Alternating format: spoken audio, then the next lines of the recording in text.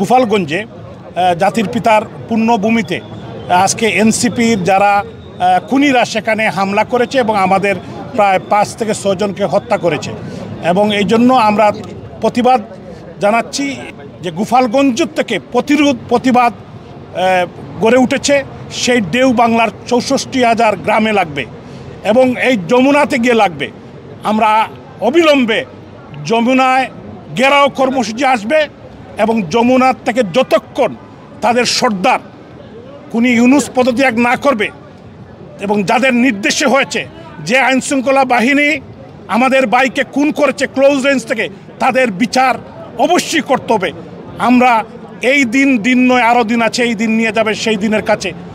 আমাদের মনে রাখতে হবে যে আজকে যারা এটা করছেন, নিরীহ মানুষকে ক্লোজ রেঞ্জ থেকে গুলি করে হত্যা করছেন, তাদের বিচার বাংলার মাটিতেই হবে, এই বাংলার জনগণই করবে। বারবার বলে আসছি, এই ফেসিস্ট খুনি ইউনূস তার হাত রক্তমাখা। জুলাই আগস্টের যে শত হাজার মানুষকে হত্যা করা হয়েছে এই ইউনূসের নির্দেশে, আজকে আবার এই গোপালগঞ্জে আজকে আমাদের ছাত্র জনতার উপর এই ইউনূস আবার পুলিশ এবং আর্মি লেলিয়ে দিয়েছে এবং পুলিশ আর্মির গুলিতে আমাদের এই গোপালগঞ্জ এলাকার প্রায় 5 জন ছাত্র জনতা শহীদ হয়েছেন। আমরা তার বিধি আত্মা মাগফিরাত কামনা করছি।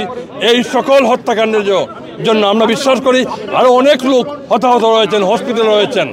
আমরা যে সমস্ত লোকদেরকে হত্যা করা হচ্ছে, এই হত্যার মূল আসামি হচ্ছেন এই ফ্যাসিস্ট খুনি ইউনূস এবং তার খিসুর গ্যাং উপদেষ্টারা। আমরা তাদের বিচার চাই এবং অবিলম্বে এই হত্যাকারীদেরকে আমরা বাংলাদেশ থেকে বিতাড়িত করব, সেটাই আজকের দিনে প্রত্যাশা। বাংলাদেশে গোপালগঞ্জে যা হয়েছে তা নিন্দা জানানোর কোনো ভাষা নাই। বাংলাদেশে গত 15 বছরে কখনো অনেক ধরনের আন্দোলন সংগ্রাম হয়েছে, সাম্প্রদায়িক গোষ্ঠী, মৌলবাদী গোষ্ঠী অনেক আইন অমান্য কর্মসূচি করেছে, কিন্তু কখনো সেনাবাহিনী গুলি বর্ষণ করেনি। আজকে গোপালগঞ্জে সেনাবাহিনী গুলি করেছে, আইনশৃঙ্খলা রক্ষাকারী বাইরে যতগুলো প্রতিষ্ঠান আছে তারা গুলি করেছে, নির্বিচারে মানুষ হত্যা করেছে, সাধারণ মানুষকে হত্যা করেছে, রক্তাক্ত করেছে। গোপালগঞ্জের মাটি আজকে রক্তে লাল হয়ে গেছে। গোপালগঞ্জে শুয়ে আছে আমাদের জাতির পিতা বঙ্গবন্ধু শেখ মুজিবুর রহমান। আজকে সেখানে পরিকল্পিতভাবে এই হত্যাকাণ্ড ঘটিয়েছে দখলদার ইউনূস বাহিনী, এই গং, যারা বৈষম্যের নামে বাংলাদেশের ছাত্রদের সঙ্গে প্রতারণা করেছে, বাংলাদেশের তরুণদের সঙ্গে সব প্রতারণা করেছে, বাংলাদেশের সকল শ্রেণী পেশার মানুষের সঙ্গে প্রতারণা করেছে। আজকে তারা এই হত্যা লীলায় মেতে উঠেছে এবং আমরা দেখলাম কিভাবে পরিকল্পিতভাবে যেই মেটিকুলাস ডিজাইনের কথা দখলদার ইউনূস বলেছে, সেই ডিজাইনের অংশ আমরা দেখলাম আজকে গোপালগঞ্জে পরিকল্পিতভাবে হত্যাকাণ্ড আমরা প্রত্যক্ষ করলাম।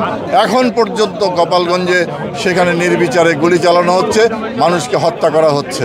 আপনারা দেখেছেন যে গোপালগঞ্জে সেনাবাহিনীর সহযোগিতায় গোপালগঞ্জের সাধারণ মানুষের উপরে নির্বাচনে গুলি চালিয়েছে এবং গোপালগঞ্জে আজকে যে প্রতিরোধ শুরু হয়েছে সেই প্রতিরোধ সারা বাংলাদেশে ছড়িয়ে পড়বে এবং আমরা বিশ্বাস করি যে অচিরেই ইউনূস সরকারের পতন ঘটবে এই গোপালগঞ্জের আন্দোলনের মাধ্যমে। আজকে গোপালগঞ্জে যে 9 জন নিহত হয়েছে তাদের আত্মার মাগফিরাত কামনা করছি এবং বাংলাদেশের প্রত্যেক প্রান্ত থেকে মানুষজন এই গোপালগঞ্জের আন্দোলনের সাথে একাত্মতা করবে।